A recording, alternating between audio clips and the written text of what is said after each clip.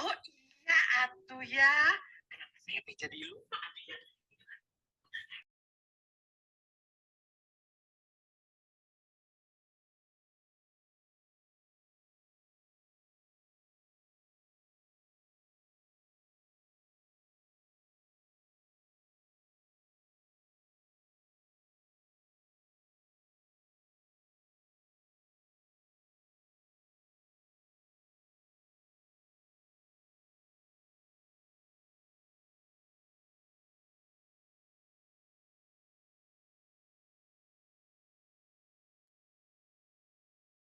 Mohon izin kita mulai karena sudah pukul 13.00 nih. Bismillahirrahmanirrahim. Assalamualaikum warahmatullahi wabarakatuh. Waalaikumsalam. Waalaikumsalam warahmatullahi wabarakatuh. Oke. Yang menjawab salam saya, kita doakan rezekinya semakin lancar dan penuh keberkahan. Amin. Amin ya Allah. Alhamdulillah, summa alhamdulillah, wa syukrulillah, summa syukrulillah, wala haula wala quwwata illa billah, wassalatu wassalam ala rasulillah Muhammad sallallahu alaihi wasallam. Oke, terima kasih atas kehadirannya ya pada siang hari ini untuk dapat hadiri majelis ilmu. Semoga semua dalam keadaan sehat walafiat. Pada siang hari ini kita akan mendalami terkait bekerja ya, atau kemuliaan bekerja dalam perspektif Islam. Ya, tentu nanti akan diawali dari presentasi kelompok mahasiswa, ya, kemudian diskusi, ya, masing-masing kelompok perwakilan mohon menyampaikan pandangan, pendapat, ataupun pertanyaan. Ya. Dan jangan lupa untuk absensi di Edu ya, maksimal pukul 15. Kalau nggak salah 15 atau 14.30 ya, sesuai dengan jam durasi belajar kita. Ya, saya kira itu sebelumnya dengan mengharapkan ridho dan rahmat dari Allah Subhanahu wa Ta'ala, mari kita buka majelis ilmu ini dengan melafadzkan basmalah. Bismillahirrahmanirrahim. Saya kira itu segera dimulai ya, untuk presentasinya. Monggo.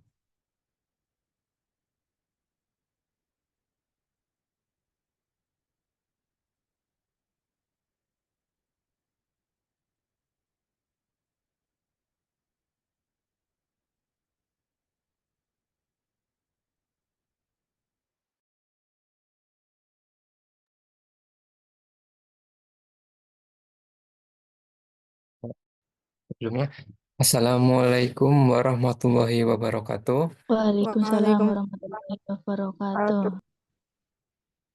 Kami dari kelompok 7 akan mempresentasikan hasil diskusi kelompok kami tentang kemuliaan bekerja dalam Islam.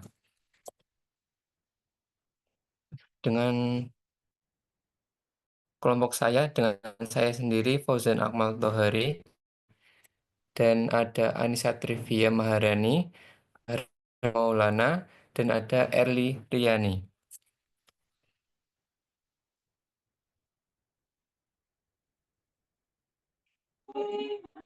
Baik, yang pertama itu ada latar belakang.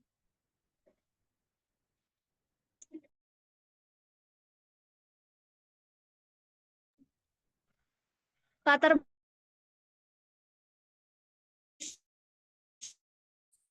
ibadah yang mulia, tidak hanya soal hasil materi, tapi juga niat dan usaha untuk memenuhi kebutuhan diri dan membantu orang lain. Tidak bekerja bisa menyebabkan kerugian dan menghambat pembangunan. Melayani pasien atau konsumen dengan baik mencerminkan etika kerja dan kepedulian sesuai ajaran Islam, membantu orang lain menciptakan solidaritas dan menjadi jalan meraih ridho Allah. Makalah ini membahas kemudian bekerja, kerugian, tidak bekerja, dan keutamaan melayani serta membantu. Next. Untuk rumusan masalahnya yang pertama, apa saja prinsip dan nilai yang mendasari kemuliaan bekerja dalam Islam, serta bagaimana hal ini berkontribusi terhadap kesejahteraan individu dan masyarakat. Yang kedua, apa saja kerugian yang dihadapi oleh individu dan masyarakat yang tidak terlibat dalam aktivitas kerja, dan bagaimana dampaknya terhadap perkembangan sosial dan ekonomi. Kemudian yang ketiga, bagaimana keutamaan melayani pasien atau konsumen dan membantu orang lain dapat meningkatkan hubungan sosial serta mencerminkan nilai-nilai kemanusiaan dalam perspektif Islam. Selanjutnya tujuan. Yang pertama, mengetahui nilai-nilai yang mendasari kemuliaan bekerja dalam Islam. Yang kedua, dan masyarakat yang tidak terlibat dalam aktivitas kerja. Yang ketiga, keutamaan melayani pasien atau konsumen dan membantu orang lain dalam Islam. Kita masuk ke poin penting. Yang pertama, makna kehidupan. Bekerja bukan hanya untuk mencari uang, tetapi juga memberikan makna dan tujuan dalam hidup, membantu menemukan identitas diri. Yang kedua, hubungan sosial. Pekerjaan memungkinkan interaksi dengan orang lain, membangun hubungan, dan menciptakan solidaritas dalam masyarakat. Ipsum dolor sit amet consectetur adipising elit vicamus sit vestibulum nox eget aliquam felis. Yang ketiga, mengembangkan potensi diri. Setiap individu memiliki bakat unik, bekerja membantu mengembangkan potensi tersebut, memberikan rasa puas dan berharga.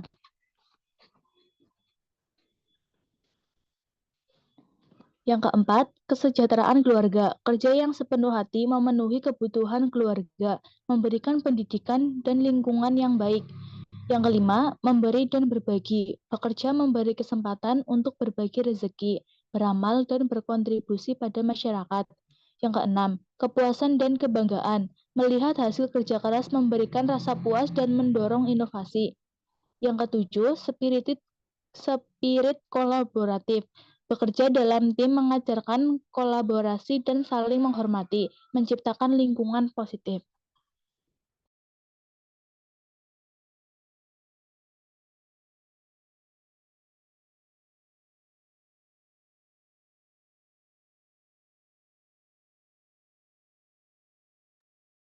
Kerugian tidak bekerja.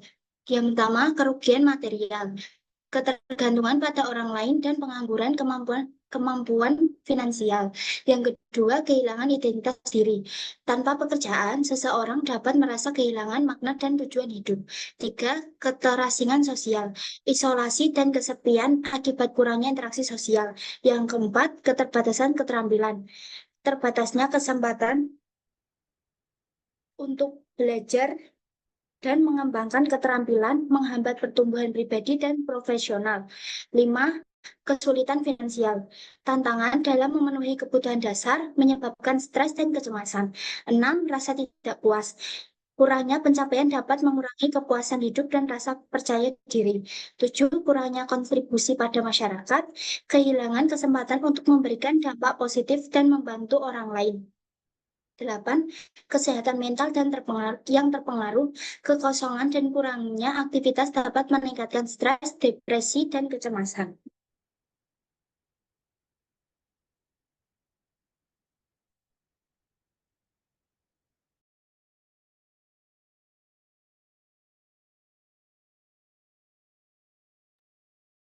Selanjutnya, keutamaan melayani pasien atau konsumen. 1. Meningkatkan kesejahteraan, yaitu melayani pasien dengan baik berkontribusi langsung pada kesejahteraan mereka. Dalam konteks kesehatan, pelayanan yang tepat dapat membantu pasien pulih lebih cepat dan meningkatkan kualitas hidup mereka. Yang kedua, membangun kepercayaan, yaitu pelayanan yang baik membangun kepercayaan antara penyedia layanan dan pasien atau konsumen. Yang ketiga, meningkatnya kepuasan. Pelayanan yang berkualitas tinggi meningkatkan tingkat kepuasan pasien dan konsumen. Yang keempat, meningkatkan pengalaman positif. memberikan pengalaman positif. Pengalaman positif dalam pelayanan dapat mengurangi stres dan kecemasan yang sering dialami pasien. Nomor 5, mendorong komunikasi yang baik, yaitu melayani pasien dengan baik, menciptakan ruang untuk komunikasi yang terbuka. Nomor 6, menjadi teladan. Ketika tenaga kesehatan atau penyedia layanan menunjukkan dedikasi dalam melayani, mereka menjadi teladan bagi rekan-rekan mereka. Nomor 7, kontribusi terhadap masyarakat, yaitu melayani pasien atau konsumen dengan baik adalah bagian dari kontribusi terhadap masyarakat. Yang ke-8, mengembangkan empati.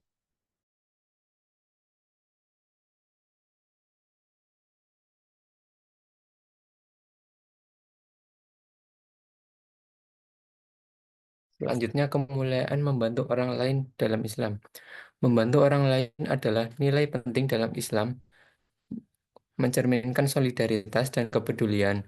Tindakan ini bermanfaat bagi penerima dan membawa kebahagiaan bagi pemberi, serta membangun masyarakat yang harmonis. Keutamaan membantu, yang pertama ada empati, itu menunjukkan kepedulian antara individu. Yang kedua, pahala, itu setiap kebaikan mendatangkan pahala dari Allah. Yang ketiga ada komunitas kuat, yaitu membangun dukungan dalam komunitas. Yang keempat ada teladan, yaitu menginspirasi orang lain untuk berbuat baik. Yang kelima, meringankan beban, yaitu membantu mengurangi kesulitan orang lain. Yang keenam ada kebahagiaan, yaitu meningkatkan kepuasan pribadi. Yang ketujuh ada ibadah, yaitu mendekatkan diri kepada Allah. Yang kedelapan ada syukur, yaitu mengajarkan rasa syukur atas nikmat yang dimiliki.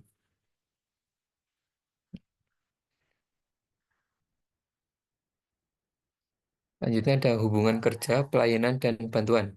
Kerja, pelayanan, dan bantuan saling melengkapi dalam membangun karakter positif dan nilai kemanusiaan. Yang itu yang pertama ada kerja sebagai ibadah. Bekerja dilakukan dengan niat baik menjadi ibadah dan kontribusi bagi masyarakat. Yang kedua, pelayanan yang berdampak. Pelayanan berkualitas adalah hasil kerja yang berdedikasi memberi manfaat bagi orang lain. Ketiga, bantuan sebagai empati. Bantuan mencerminkan kepedulian dan dukungan nyata kepada yang membutuhkan.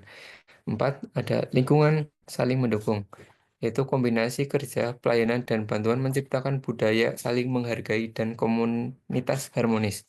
Yang kelima, memperkuat hubungan, yaitu interaksi melalui kerja dan bantuan mempererat solidaritas antar individu. Yang keenam, mencapai kebahagiaan. Ketiganya memberikan kepuasan batin dan kebahagiaan melalui dampak positif yang dihasilkan. Yang terakhir ada kesimpulan, yaitu melayani pasien atau konsumen merupakan bentuk pengabdian yang tidak hanya meningkatkan kesejahteraan individu, tetapi juga membangun kepercayaan dan menciptakan pengalaman positif bagi orang lain. Hal ini sejalan dengan prinsip-prinsip etos kerja yang diajarkan oleh Rasulullah yang menekankan pentingnya bekerja dengan integritas dan dedikasi. Dengan mengintegrasikan ketiga elemen ini, bekerja, melayani, dan membantu umat Islam dapat berkontribusi dalam menciptakan masyarakat yang harmonis dan sejahtera, serta mendapatkan kebahagiaan dan kepuasan spiritual dalam hidup mereka. Ya, mungkin ada yang ingin bertanya.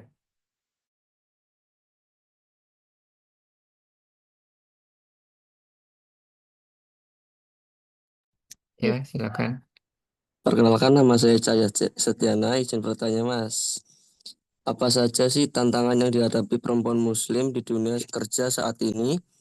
Dan bagaimana Islam memberikan solusi untuk memastikan bahwa mereka dapat bekerja dengan bermartabat dan terhormat? Apa sudah jelas?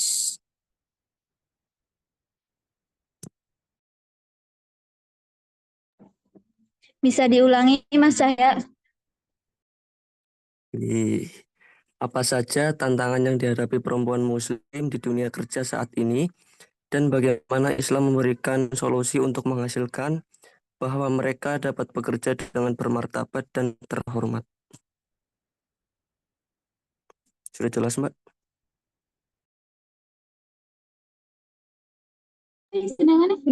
Terima kasih. Selanjutnya ada yang mau bertanya lagi?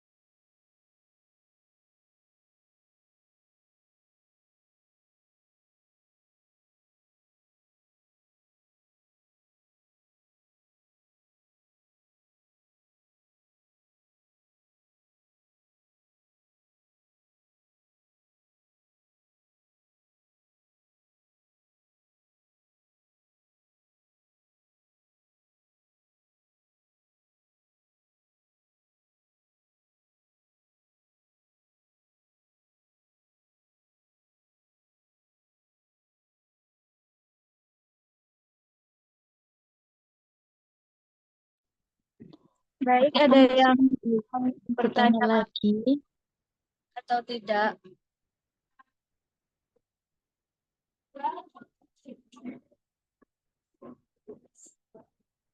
Oke, izin menjawab pertanyaan dari Mas Cahya ya. Untuk tantangan yang biasa dihadapi perempuan muslim di dunia kerja itu biasanya itu diskriminasi atau stigma, kemudian keterbatasan akses pendidikan, kemudian kebijakan perusahaan yang mungkin tidak memiliki kebijakan yang mendukung keberagaman, seperti penyesuaian waktu sholat atau penggunaan hijab. Kemudian yang keempat itu peran gender tradisional. Kemudian kekerasan dan pelecehan. Untuk solusinya itu pertama itu dengan meningkatkan akses pendidikan dan pelatihan keterampilan khusus untuk perempuan muslim. Yang kedua itu kebijakan kerja yang inklusif. Yang ketiga itu memberikan pelatihan pada manajemen dan staf tentang keberagaman dan inklusi untuk mengurangi stigma dan diskriminasi. Kemudian yang keempat itu jaringan dan mentoring untuk perempuan muslim yang dapat memberikan dukungan dan bimbingan dalam karir mereka. Kemudian yang keempat itu kampanye kesadaran publik untuk meningkatkan kesadaran masyarakat tentang kontribusi perempuan muslim di dunia kerja dan melawan stereotip negatif. Jadi seperti itu, apakah sudah jelas, Mas Cahya? Eh, Insya Allah sudah jelas. Terima kasih. Iya, sama-sama.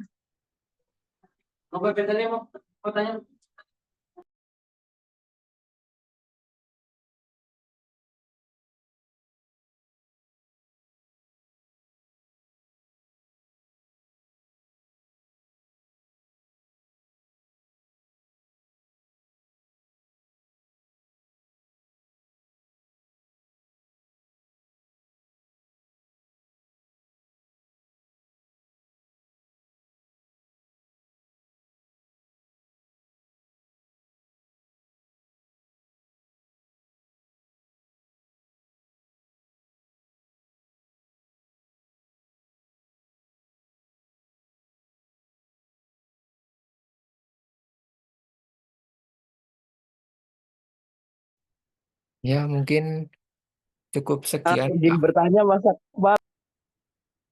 Baik, monggo Mas Hafiz. Bagaimana tanggapan seorang Muslim dalam membantu orang lain selain Islam? Intinya pertanyaan itu bagaimana tanggapan orang Muslim ketika ingin membantu tapi agamanya itu bukan Muslim. Terima kasih.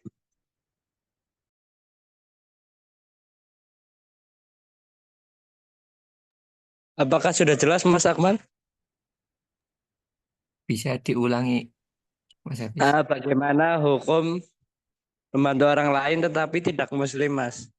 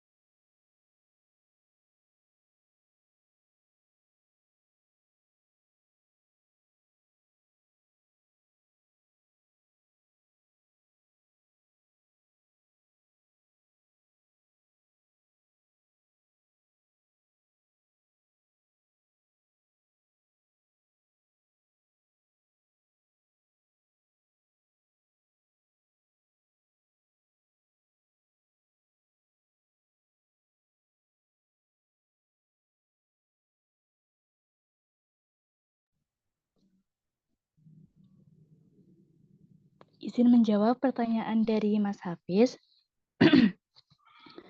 Dalam perspektif Islam, membantu orang lain termasuk yang bukan Muslim dianggap sebagai tindakan baik dan mulia.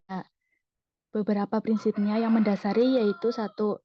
Kemanusiaan. Semua manusia memiliki hak untuk diperlakukan dengan baik. Islam mengajarkan kasih sayang dan solidaritas antar sesama tanpa memandang latar belakang agama.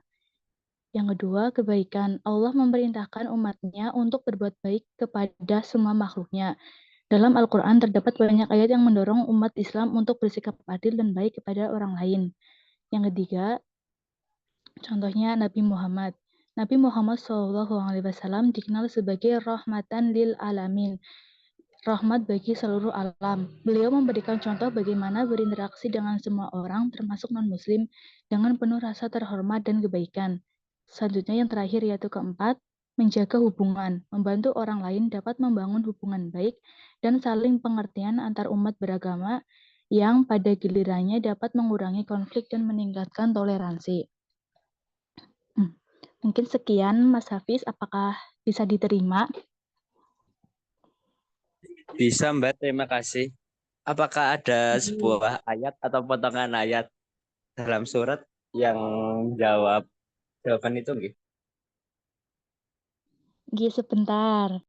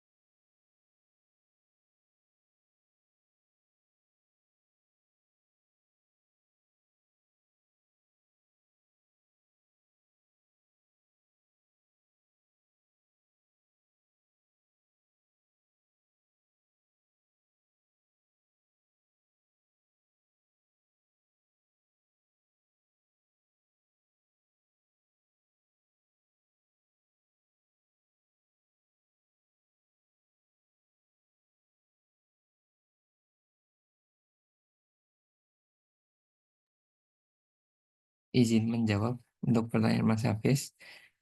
Ada sebuah ayat dalam surat Al-Maidah ayat kedua dalam potongannya yang artinya yaitu dan tolong menolonglah kamu dalam kebaikan dan ketakwaan dan jangan tolong menolong dalam dosa dan pelanggaran.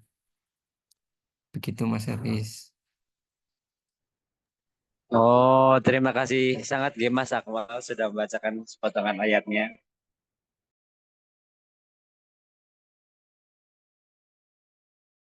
Ini.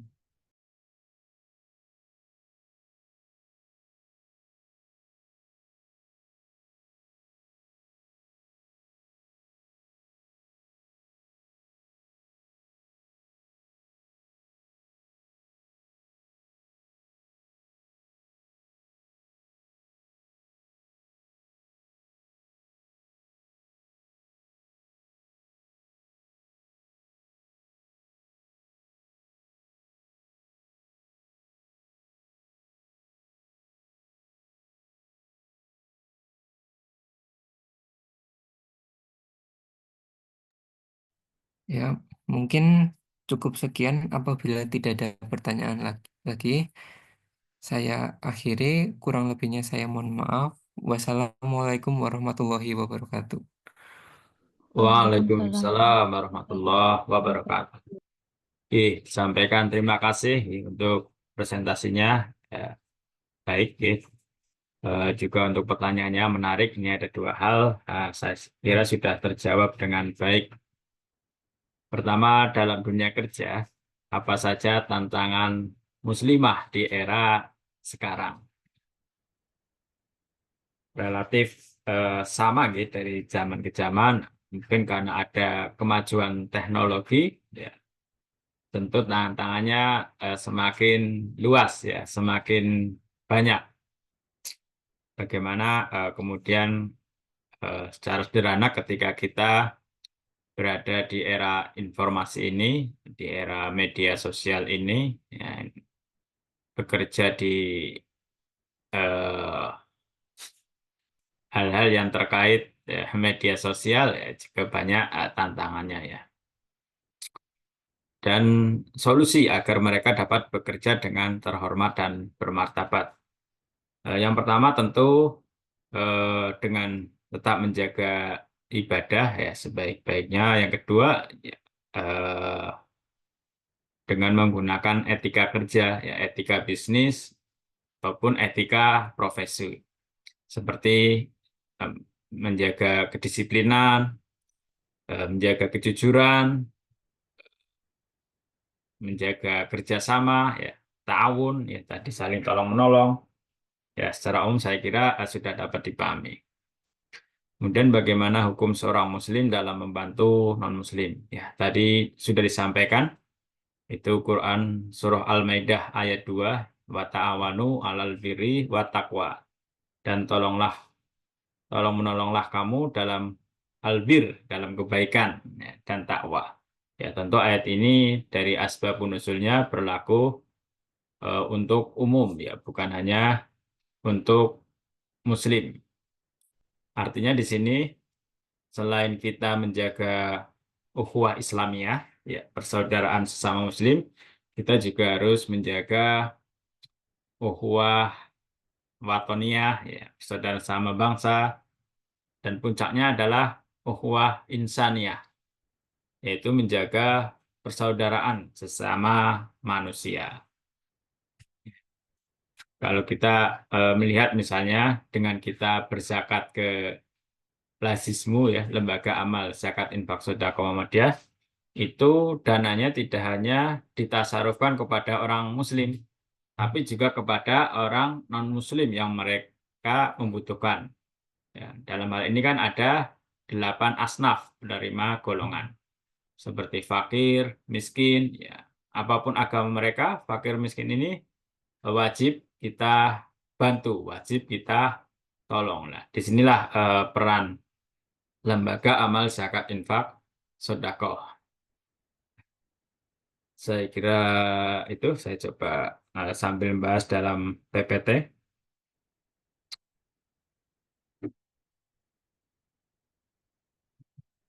Oke.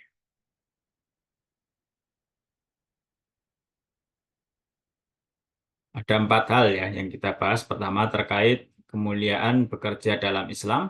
Yang kedua, kerugian orang-orang yang tidak bekerja. 3, keutamaan melayani customer atau pelanggan, atau dalam konteks ini pasien. Dan yang keempat, kemuliaan membantu orang lain dalam Islam. Pertama, kemuliaan bekerja dalam Islam. Tentu kita ingin kemuliaan yang kafah di dunia wal akhirah. Kita ingin mulia di dunia dan di akhirat. Ya, di dunia tentu sebagaimana pesan Nabi dalam hadis riwayat Bukhari, khairun nas anfa'uhum linnas. Sebaik-baik manusia itu yang bermanfaat bagi manusia lain. Ya, untuk bisa bermanfaat bagi orang lain, ya, tentu kita harus punya something, ya.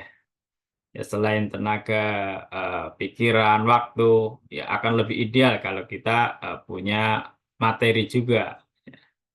untuk membantu mereka. Ya, untuk mendapatkan materi itu ya kita harus berkarya. Dalam hal ini bisa bekerja sebagai karyawan atau berbisnis atau berusaha dalam meraih materi ini. Ya, ini kemuliaan duniawi ya, yang hendak kita capai yang pertama. Di ayat lain ada di Al-Mujadalah, ya, yarfa'illahu alladhina amanu minkum walladzina utul ilma darajah. Ya, kemuliaan itu dapat kita capai sebagai seorang mukmin dengan ilmu, ya. Yarfa'illahu alladhina amanu minkum walladzina utul ilma darajah. Dengan ilmu derajat kita akan diangkat oleh Allah Subhanahu wa taala. Tentu ini sudah menjadi pemahaman umum. Ya, ilmu dapat kita peroleh dengan pendidikan formal, juga bisa diperoleh dengan pendidikan non-formal. Ya, tentu sebenarnya lebih ideal, lebih sistematis ketika kita menempuh pendidikan formal secara sungguh-sungguh. Ya, kita doakan ya semua yang hadir di sini tidak hanya berhenti di S1, ya, kita doakan bisa S2 sampai S3 ya. Syukur-syukur mendapatkan beasiswa. Ya, untuk dapat beasiswa paling enggak ya, kita harus bisa menguasai bahasa asing ya, bahasa Inggris. Ya, coba belajar yang serius biar TOEFL-nya ya paling enggak bisa 550. Ya, itu akan besar peluangnya untuk mendapatkan beasiswa. Ya, penting kemuliaan duniawi ini memang salah satunya dengan bekerja kita akan mempunyai materi ya, ketika kita punya materi yang cukup yang bisa dibagikan ya tentu akan lebih baik ya. Tentu ini dalam bekerja ini tadi di Al-Mujadalah ayat 11 harus kita kafakan, kita sempurnakan dengan terus menambah ilmu ya. Ya, misalnya belum sempat untuk pendidikan formal, ya dengan rajin membaca. Seperti yang dicontohkan oleh Bill Gates. Nggak apa-apa, kita belajar keberhasilan dari seorang Yahudi, ya, namanya Bill Gates, pendiri, founder Microsoft. Beliau punya target, one week, one book. Luar biasa ya. 1 minggu itu khatam 1 buku. Wow. Ada yang bisa nggak di sini? Setiap minggu menghatamkan 1 buku. Artinya dalam sebulan dia khatam 4 buku. Dalam setahun kali 12 berarti dia membaca 48 buku. Dalam 10 tahun sudah membaca 480 buku. Ya, katakanlah kita 10 tahun terakhir ini sudah berapa buku yang kita baca? Apa sudah mendekati atau menyamai Bill Gates? Ya, 480 buku. Ya, ini bahkan ditegaskan oleh Nabi ya, bahwa tolabul ilmi faridoh ala kulli muslimin wa muslimah. Ya, bahwa menuntut ilmu itu wajib bagi setiap muslim dan muslimah. Karena sifatnya wajib, hukumnya wajib, tentu sesuatu yang diwajibkan Allah adalah sesuatu yang sesungguhnya sangat kita butuhkan. Walaupun kita sudah bekerja, walaupun kita sudah tidak muda lagi, ya, belajar tidak ada berhentinya. Dan bahkan ketika kita rajin membaca, gitu ya, itu akan mengasah otak kita ya. Jadi otak ini ibarat pisau, nek ora biasa ora landep. Ya, otak kita akan landep ketika digunakan. Ya. Secara sederhana misalnya dengan rajin membaca. Ada juga gerakan membaca buku. Ya. Misalnya dalam buku 9 Golden Habit, ya, itu ada ajakan untuk kita membaca 1 hari 1 jam. Artinya dalam 24 jam yang Allah berikan kepada kita, mari kita gunakan 1 jam saja untuk membaca buku. Ada juga gerakan dari NA ya, Nahdlatul Asia dan juga Asia. Itu gerakannya membaca satu hari 10 halaman.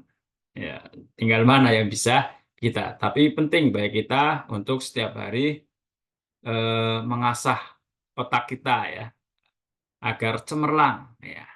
Otak itu akan cerdas ketika kita gunakan. Salah satunya adalah dengan membaca ya, membaca buku akan menambah pengetahuan. Ya, sekarang ya buku bisa dalam bentuk digital ataupun membaca ya di Android. Oke, kemudian kemuliaan yang kedua yang hendak kita cari tentu adalah kemuliaan di akhirat. Ya, dengan kita bisa amal jariah ya. Bagaimana agar kita bisa beramal jariah? Idza mata ibnu Adam in qata'a amalu ila min salasih. Ya. Jika meninggallah kita Adam, maka seluruh amal akan terputus ya. Illa salah satunya as-sedekah jariyah. Ya, untuk bisa bersedekah jariah ya tentu kita harus punya materi. Untuk bisa materi ya kita harus bekerja dengan sungguh-sungguh. Jadi sesungguhnya perintah zakat itu adalah perintah kita untuk bekerja. Allah memerintahkan kita mengeluarkan zakat. Itu sama saja Allah memerintahkan kita untuk berusaha, berbisnis, agar mendapatkan materi, ya, sehingga kita berzakat. Dengan berzakat, maka kita bisa beramal jariah. Yang dimana nanti ketika kita sudah meninggal, tapi amal baik kita terus mengalir. Ya. Jadi ini kemuliaan dalam bekerja yang kita raih adalah duniawi dan ukhrawi. Seperti doa kita ya, Rabbana atina fid dunya hasanah wa fil akhirati hasanah. Setiap hari, setiap selesai sholat kita berdoa itu, Rabbana atina fid dunya hasanah wa fil akhirati hasanah. Meminta kebaikan dunia dan akhirat. Ya, mari kita sempurnakan dengan ikhtiar. Ya. Karena dalam Islam doa itu memang senjata ya. Tapi harus kita sempurnakan dengan ikhtiar. Ini kita melihat dalam hadis riwayat Ibnu Majah, maka kasaba ar-rajul kasban atyaba min amalin yadihi wa ma anfaqa ar-rajul ala nafsihi wa ahlihi wa waladihi wa khadimihi fahuwa shadaqah. Di sini tidak ada yang lebih baik dari seorang laki-laki ya, kecuali dari hasil tangannya karena bekerja sendiri, dan apa saja yang dinafkahkan oleh seorang laki-laki kepada istri dan anak pembantunya adalah sedekah. Ya, hadis ini menunjukkan laki-laki, karena kalau kita lihat asbabul wurudnya ketika masa jahiliyah, ya kita lihat konteksnya, karena yang saat itu bekerja ya adalah laki-laki ya. Di masa jahiliyah itu laki-laki yang bekerja, karena memang masih pada kondisi jahiliyah. Kemudian hadis lain dalam Tabrani dan juga Al-Bukhari lagi, bahwa man amsa kalam min amali yadaihi amsa maghfuron lahu. Ya. Barang siapa yang pada waktu sore merasa lelah karena pekerjaan kedua tangannya, pada saat itu diampuni dosa baginya. Ya, ini luar biasanya Islam ya. Ketika kita bekerja dengan baik, sungguh-sungguh, secara tidak langsung itu mengampuni dosa-dosa kita. Artinya mengurangi dosa kita. Ya, dosa di sini tentu dosa yang kaitannya dengan Allah ya, hablum minallah. Tapi ketika kita ada perbuatan salah, dosa dengan manusia, ya harus minta maaf kepada manusia. Atau riwayat Bukhari, ayah yaktiba ahadukum husmatan ala dhahrihi khairum min ayyas'al ahada fayu'tiyahu au yamna'ahu ya. Lebih baik seorang bekerja dengan mengumpulkan seikat kayu bakar di punggungnya dibanding dengan seseorang yang meminta-minta, mengemis, lantas ada yang memberi atau enggan memberi pada sesuatu. Ya. Di sini jelas ya bahwa seorang itu dalam Islam dianggap mulia ya sekalipun dia bekerja ya berkotor-kotor dengan lumpur atau ya kalau di bengkel dengan oli ya, atau di lapangan dengan debu itu lebih mulia daripada mereka yang meminta-minta. Ya artinya apa? Ya kita sungguhnya Muslim itu diperintahkan menjadi muzaki, orang yang memberi zakat, bukan mustahik, bukan orang yang menerima zakat. Ya, tentu kita semua ingin ya menjadi muzaki, orang yang memberi zakat dibanding menjadi mustahik. Dan itu fitrah ya, fitrah. Ketika kita bisa membantu seseorang, itu ada kepuasan batin, ya, kepuasan batin yang kita rasakan. Ya, walaupun ada juga orang yang senang ketika menerima sesuatu, yaitu manusiawi. Tapi kebahagiaan yang substantif itu sesungguhnya ketika kita berhasil membantu seseorang lain. Ketika kita berhasil berbagi dengan orang lain. Kemudian kaitan kerja dengan qada dan qadar atau takdir. Di sini kita perlu pahami bahwa qada dan qadar atau takdir itu ada dua ya. Takdir mubram dan takdir mu'allaq. Takdir mubram yaitu takdir yang tidak mungkin bisa dirubah. Takdir yang sudah ditulis di Lauhul Mahfuz tapi tidak bisa dirubah.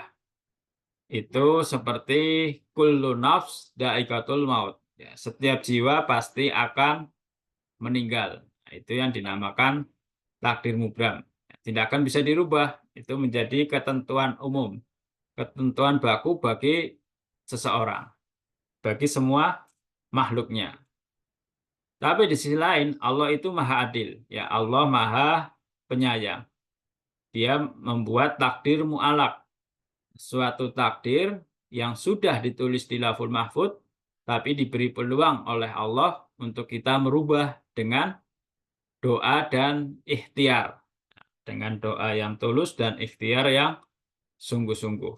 Ya seperti dalam sabda Nabi, barang siapa yang rajin silaturahim, maka akan dilapangkan rezekinya, akan diperpanjang umurnya. Itulah takdir mu'allaq. Rezeki kita bisa berubah, bisa bertambah ketika rajin silaturahim. Ya, ini bahkan sudah menjadi sunatullah ya. Kalau kita rajin silaturahim, itu artinya kita membangun koneksi, pergaulan yang luas, yang kuat. Ya, di situ akan muncul, akan menjadi relasi yang kuat. Dan itu rasional ya, karena Islam juga adalah agama yang rasional. Nah, takdir mu'allaq inilah kerja berada di sini, di takdir mu'allaq. Ya. Seperti firman Allah dalam Ar-Ra'd, innallaha la yughayyiru ma biqaumin hatta yughayyiru ma bi anfusihim. Allah tidak akan merubah takdir suatu kaum sampai kaum tersebut mau merubahnya. Ya inilah kemahadilan Allah ya, kemahamurahan Allah memberi takdir tidak sekedar takdir mubram tapi juga takdir mu'allaq. Takdir yang bisa kita rubah dengan doa dan ikhtiar. Ya. Di sini harus dipahami, jangan sampai kita berfaham seperti faham Jabariyah. Ya. Jadi faham Jabariyah itu sampai mengatakan kita itu sudah ditulis takdirnya mau masuk surga atau neraka, ya. Itu tidak logis, ya. Tidak mungkin Allah semena-mena seperti itu. Tentu ada sebab musababnya semuanya, bisa masuk surga atau neraka. Ya, inilah kodo dan kodar, ya, mubram dan mu'alak, ya, yang harus kita pahami. Dalam dimensi kerja, ya kita harus bersungguh-sungguh di sini. Ya, dalam takdir mu'alak ini, bisa saja seorang muslim itu kalah dari seorang non-muslim. Seperti yang terjadi sekarang, ya. Umat Yahudi relatif lebih unggul daripada umat Islam untuk konteks keberhasilan di bidang ekonomi, ya, misalnya teknologi, kita atau bahkan kesehatan kita tertinggal. Ya, bahkan ada yang berpendapat bahwa teknologi alkes, alat kesehatan di Indonesia itu tertinggal 20 tahun daripada negara-negara yang lain, ya. Nah, ini ya karena kita kurang giat dalam mencari ilmu, ya. Karena ya bekerja atau tanpa ilmu yang memadai, ya kita akan lewat, ya. Tidak cukup kerja keras, ya. Juga butuh kerja cerdas. Ya, agar bisa kerja cerdas, otak kita harus diasah, ya. Salah satu cara mengasah otak kita, ya, dengan membaca, dengan diskusi, mengikuti kajian, mengikuti seminar, webinar, ya, otak kita akan terasah. Atau diskusi, ya, dengan yang lain. Kemudian apa saja kerugian orang-orang yang tidak bekerja? Ya, di sini juga ada kerugian dunia dan ada kerugian akhirat, ya. Kerugian dunia pertama, ya, jasmani kita, ya. Jasmani kita ya tentu tidak akan sehat kalau kita tidak kerja. Kalau kita tidak bergerak, ya. Jasmani yang tidak bergerak, tidak berolahraga, tidak kerja, ya gampang meriangan, ya, sakit-sakitan. Termasuk nafsani kita atau psikologis kita juga bisa sakit, ya, ketika kita tidak bekerja. Ada gangguan psikologis, ya entah itu dihina orang lain, ya, atau perasaan minder. Saya kira ada, ya, pasti, ya. Ya walaupun dia belum bisa bekerja, katakanlah sebagai karyawan, ya tentu harus tetap mencari aktivitas atau kegiatan lain yang bisa mendatangkan nafkah bagi dirinya dan keluarganya. Ya bisa dengan berusaha, berbisnis, atau ya sebenarnya di era kecanggihan teknologi ini ya banyak sekali peluang usaha. Ya walaupun persaingannya juga sangat luar biasa. Rohani kita juga bisa terganggu, ya, ketika kita tidak bekerja, berkarya atau berusaha. Kemudian dalam aspek ukhrawi, ya, ya jelas karena kita tidak bekerja, ya, kita tidak pertama tidak bisa memenuhi kebutuhan diri dan bahkan malah bisa merepotkan orang lain, ya. Itu tidak baik, ya. Kita bisa belajar dari Quran surah Al-Asr, ya ini salah satu surat, ya, yang paling lama dipelajari oleh Ahmad Dahlan bersama santrinya. Ya, jadi Ahmad Dahlan ini mengajari santrinya surat Al-Asr ini sampai 7 bulan. Sudah hafal, sudah tahu artinya, tapi bagaimana agar ini terus diamalkan.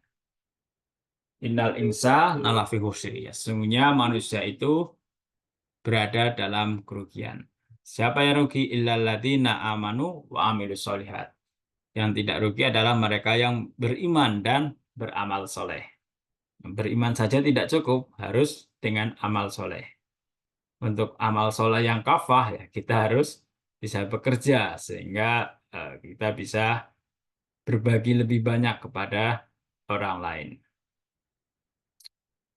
Wa tawassaw bil haq, ya, ternyata beriman dan beramal soleh saja tidak cukup, harus saling menasihati dalam al-haq, ya, dalam kebenaran, dalam kebaikan.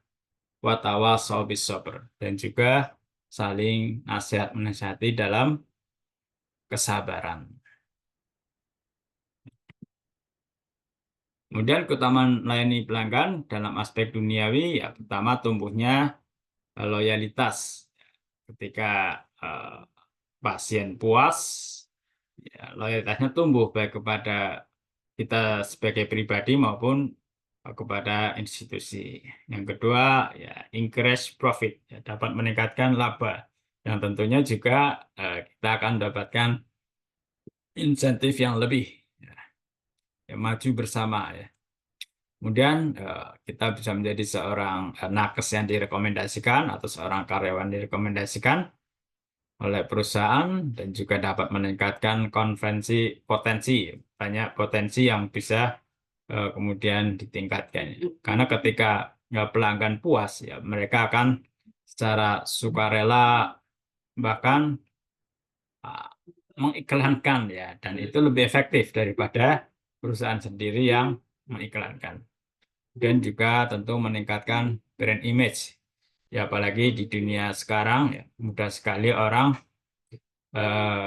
memberi penilaian, ya, posting saja, puas nggak puas di rumah sakit ABC, langsung posting. Atau di era JKN ini, ya, dengan mengisi kepuasan di JKN itu bisa, ya.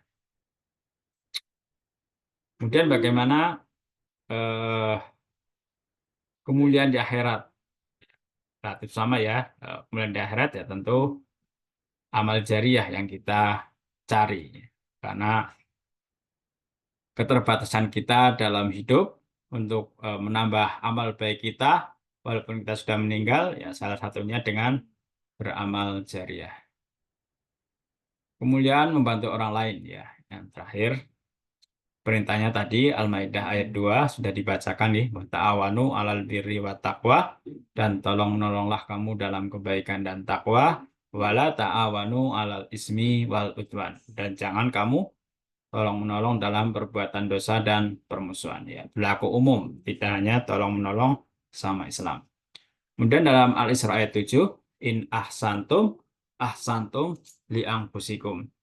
Jika kamu berbuat baik kepada orang lain, maka sesungguhnya kamu sedang berbuat baik pada dirimu sendiri. Wa in asatum falaha. Dan jika kamu sedang berbuat jahat kepada orang lain, maka sesungguhnya kamu sedang berbuat jahat pada dirimu sendiri. Inilah yang dalam agama kita disebut sunatullah. Dalam bahasa umum, hukum alam, ya. Dalam bahasa agama lain disebut sebagai karma. Bagaimana kemudian kita membantu orang lain di yaumil akhir, ya? Tentu kita akan mengalami kiamat sugro, kita masuk ke alam kubur, ya. Disitulah ketika amal baik kita banyak, maka kita akan mendapatkan nikmat kubur, ya. Kalau amal soleh kita sedikit, ya siksa kubur, ya. Sudah ada yang nonton siksa kubur? Ya, kemudian juga di padang mahsyar, ya. Di padang mahsyar itu diceritakan dalam sebuah hadis, ada yang berjalan kaki, ada yang mengendarai kendaraan, ini bagi yang amal solehnya banyak, ada juga yang kemudian jalan dengan mukanya. Ya, tentu bagi Allah itu sangat mudah. Tentu goalnya adalah al-jannah, ya, surga. Ketika kita ingin mendapatkan kemuliaan di yaumil akhir.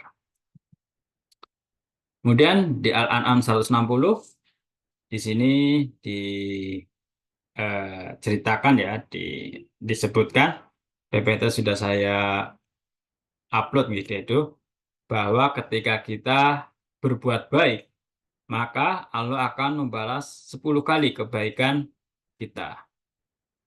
Tapi kalau kita berbuat dosa, balasannya hanya 1 kali. Inilah luar biasanya Allah, Maha Ar-Rahman Ar-Rahim. Kita berbuat baik, dibalas 10 kali lipat, tapi kita berbuat dosa, hanya dibalas yang serupa atau 1 kali lipat. Nah, ini tentu menjadi perenungan bagi kita ya. Bagaimana mungkin nanti timbangan di akhirat kebaikan kita kok lebih sedikit daripada dosa kita. Sekali berbuat baik dibalas 10 kali lipat, sedangkan berbuat dosa hanya 1 kali lipat. Logikanya tentu sangat keterlaluan ketika timbangan dosa kita lebih berat daripada kebaikan. Artinya kan sebenarnya pintu surga itu ya terbuka sangat luas. Kemudian di Al-Baqarah 261, di sini diceritakan kalau tadi balasannya 10 kali lipat, di 261 bahkan bisa sampai 700 kali lipat. Ya tentu kita tidak bisa serta-merta menggunakan matematika dunia ya. Ketika kita sudah berinfak 1 juta, harapannya langsung dapat rezeki 700 juta. Ya, tidak seperti itu. Balasan Allah, hanya Allah yang tahu caranya yang terbaik untuk manusia. Ya, kita bisa diberi balasan dengan cara yang lainnya. Min haitsu la yahtasib. Dari arah yang tidak disangka-sangka. Dari sesuatu yang sebenarnya lebih kita butuhkan. Dan Allah yang paling tahu apa yang kita butuhkan. Ya, saya kira itu materi pada siang hari ini. Saya beri waktu 1 menit ya. Kalau ada yang ingin merespon, bertanya. Kalau tidak ada dalam 1 menit ya kita tutup.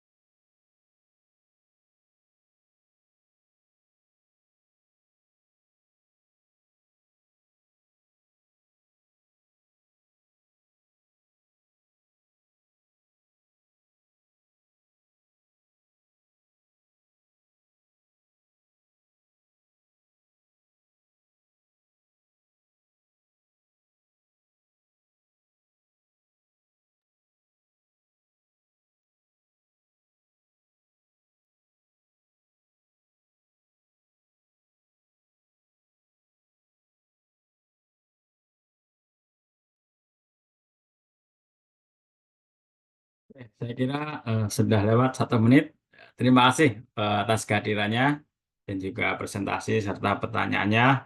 Ya mudah-mudahan dengan apa yang kita pelajari pada siang hari ini ya semakin memurnikan niat kita, menguatkan tujuan kita bahwa kita kelak bekerja tidak hanya mengejar kemuliaan dunia atau kejayaan dunia, tapi juga kemuliaan akhirat ya. Karena kita dalam Al-Baqarah dikatakan sebagai ummatan wasaton. Khairu umat yang terbaik yang senantiasa menjaga kebaikan di dunia wal akhirah. Saya kira demikian. Mari kita tutup dengan baca hamdalah. Alhamdulillahirabbil alamin. Alhamdulillahirabbil alamin. Mohon maaf lahir batin atas segala kehilafan. Syukron kasiron ala ihtimamikum. Wassalamualaikum warahmatullahi wabarakatuh. Waalaikumsalam warahmatullahi wabarakatuh. Terima kasih, Pak. Sami-sami. Saya izin end meeting. Iya, Pak.